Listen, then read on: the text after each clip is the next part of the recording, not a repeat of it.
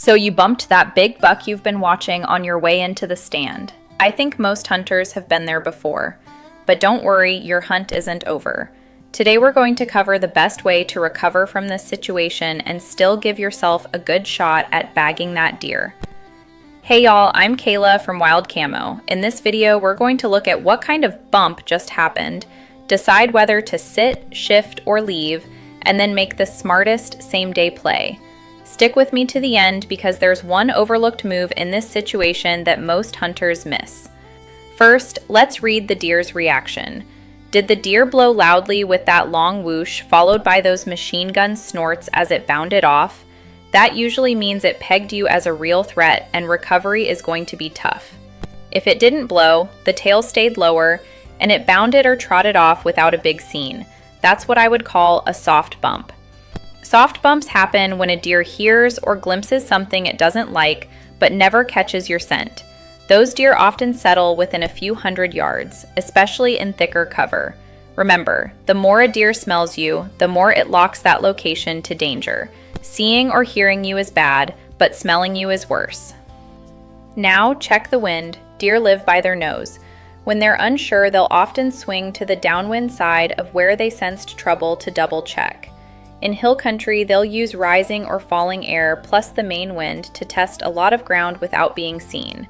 So ask yourself, if I were that deer, where would I circle downwind to feel safe and reassess? Mark that line. Next, consider season and situation. Early season bed to food is predictable. A bumped buck near a morning bed might only move to the next thick pocket. During the rut, a buck with a doe often won't go far. He'll tuck into the closest cover, or he may not even skip a beat. Late season, heavy pressure pushes deer into the thickest, quietest places. Mule deer in broken country may run farther to a vantage point that lets them watch and wind and approach, then bed where shade and slope help their nose detect danger. Here's your same-day decision. If it was a soft bump, no blow, no solid wind of you, don't storm through. Freeze for a minute, listen, then ease 100 to 200 yards to the downwind edge of the bed or cover he was using. Before you pick a tree, map how the air pulls. Hang your stand where your scent runs parallel to his likely return line, not across it. Give it 20 to 40 minutes to settle and be ready. Soft bumped bucks often circle and slip back in that same day. If it was a hard bump, loud blows, tail flagging, or the deer cutting across your ground scent, expect that he smelled you. You have two choices. One, if this is a buck you've been following for some time and really want to play it safe, back out and let that spot cool for at least 2 to 4 days. Telemetry and pressure research show deer avoid pressured stand sites for about 3 days. By day 4 or 5, avoidance usually fades, so your safest option is to wait those few days and then return. Your second option, if you really want to hunt the spot after a hard spook, is to intercept his route. Most bucks after smelling you won't rush back to that spot the same day. Your best bet at this point is to intercept toward his next better secure route. When you spook a buck and he smells you, he usually won't just run blindly for miles. Deer are wired for survival and they've built backup plans into the way they travel. After a scare, he'll head toward security cover, the thickest, safest spot he can reach quickly, where he can use the wind to check if it's safe. Think of it like this. If you were walking through your house at night and saw something scary in the living room, you wouldn't leave the house completely.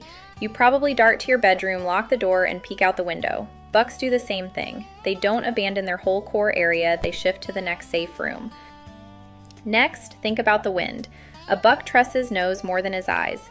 If he smelled you, he'll try to circle downwind of the spot he left. That means he'll swing around so the wind is blowing from the danger area toward him, letting him double check with his nose that it's safe. If you can set up along that downwind circle without being in it, you've got a chance to intercept him as he tests the air. Now you want to pick an intercept spot. Don't chase him into the thick stuff, you'll just push him farther. Instead, slip around and set up where terrain naturally funnels him. A low draw or ditch he'll cut through. A narrow strip of timber connecting 2 bigger blocks. The edge of the next bedding thicket he's likely headed for. Get on the downwind lip of that funnel so your scent cone runs parallel to his travel line, not across it. One other thing to consider. If the bump happened in the morning, back out and let things calm down. Re-enter for the evening sit when the falling air and steady breeze let you cover that secure route. A buck may sneak back toward food or stage in the next patch of cover, and that's when you can catch him. Here's a simple formula to remember. He runs, he circles downwind, he tucks into the next thick patch. Your job is to stay just outside that line and let the wind keep you hidden. I'd love to hear how you handle bumps. Every area hunts a little different.